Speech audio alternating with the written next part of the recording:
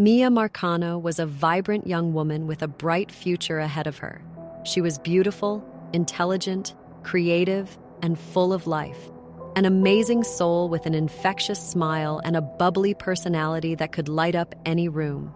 Her warmth drew people in, and she had big dreams she was eager to chase. Until September 24, 2021. On the surface, it was just another ordinary day in Orlando, Florida. But beneath the calm exterior lay an unsettling reality that would soon unravel, forever altering the lives of those who loved her.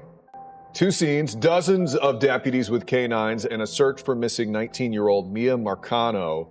Tonight, her family is not giving up, hoping someone has answers. I'm Matt Austin. And I'm Lisa Bell. The search only intensifying tonight as family members begin passing out flyers today looking for Miya Marcano. She disappeared on Friday after working at the Arden Villas apartments near UCF. Miya Marcano was born in 2002 in Pembroke Pines, Florida. She was the daughter of Marlon Marcano, a famous DJ in Pembroke Pines, and her mother, Wyma Scarbrielle. She had a younger brother, Marlon Jr., known as Munchie.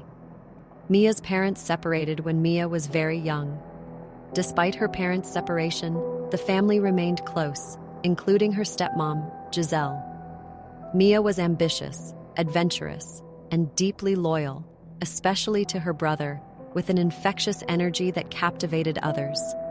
After high school, Miya went to Orlando, attending Valencia College to pursue an associate degree in arts. She dreamed of a career in sports medicine or physiotherapy, while also nurturing a passion for fashion and creative arts. She loved participating in local carnivals and soaking up the vibrant Florida culture.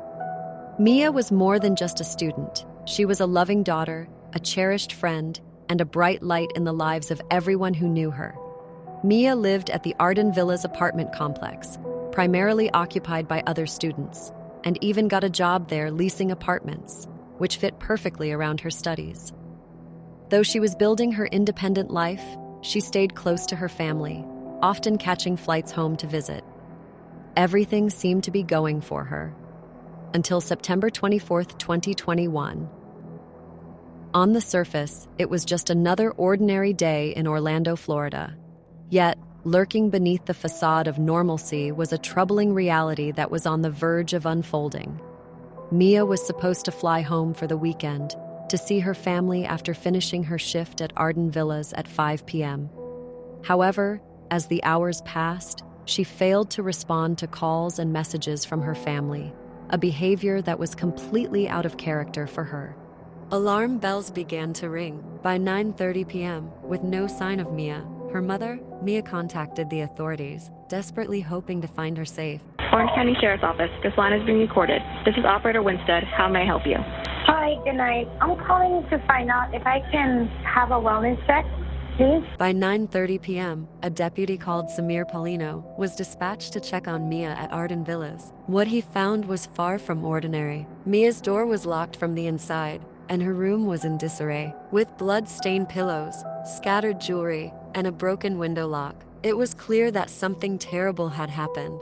The signs of struggle were unmistakable. Furniture was pushed against the door, as if Miya had tried to barricade herself. The horrifying scene sparked an immediate search. But where was Miya? Mia's roommate mentioned someone of interest, a maintenance worker named Armando Caballero. Armando had a troubling history, and his behavior raised red flags. He'd been working at Arden Villas since June of that year. It seemed Armando was obsessed with Miya, especially since he had been persistent in asking her out, despite her clear rejections, even sending her $700 via Cash App, which she promptly returned. It was clear she had grown increasingly uncomfortable with his advances. Other residents shared similar experiences with Armando. The footage of the police body cam is shown. One woman described him as volatile, recounting how after she rejected his attempts to hang out, a weight had been thrown at her window. The police had looked into it, but no charges were filed. On that fateful day, surveillance footage revealed that a master key had been used to access Mia's apartment, linking Armando to her disappearance. Mia's family arrived at her apartment around 3 a.m. to help search for her. They noticed concerning items: a yellow box under her bed and her cherished childhood teddy bear, which she always traveled with, still being in her room.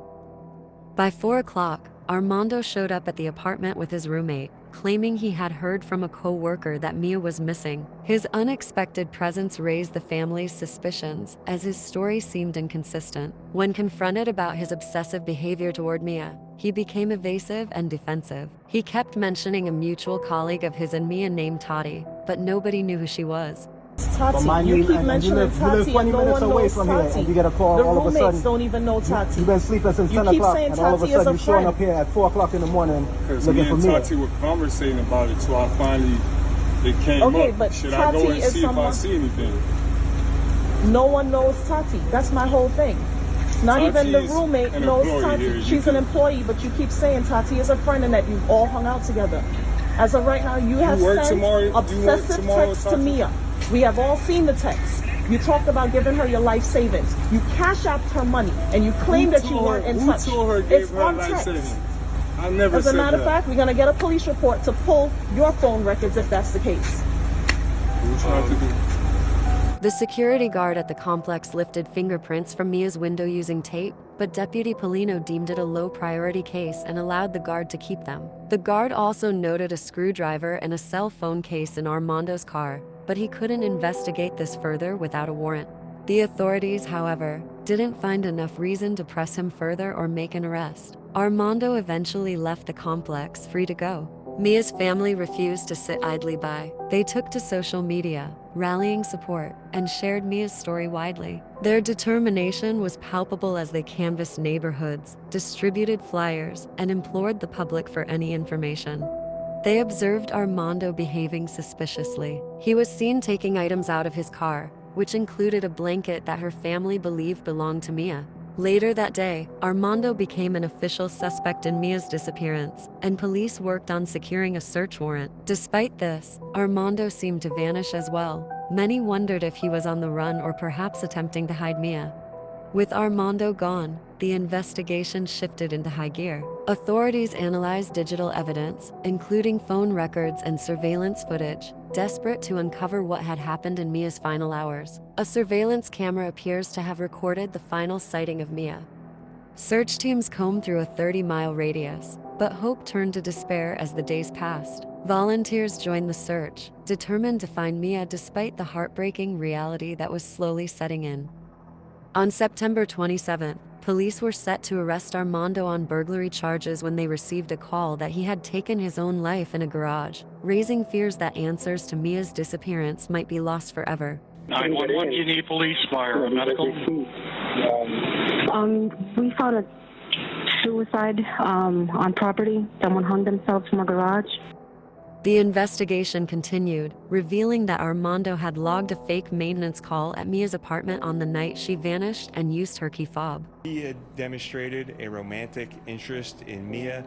This was repeatedly rebuffed by Miya. Authorities say Caballero entered Marcano's apartment with a maintenance-issued key 30 minutes before she finished her shift, and they say he had no work-related reason to enter. We're still trying to investigate all the circumstances behind this.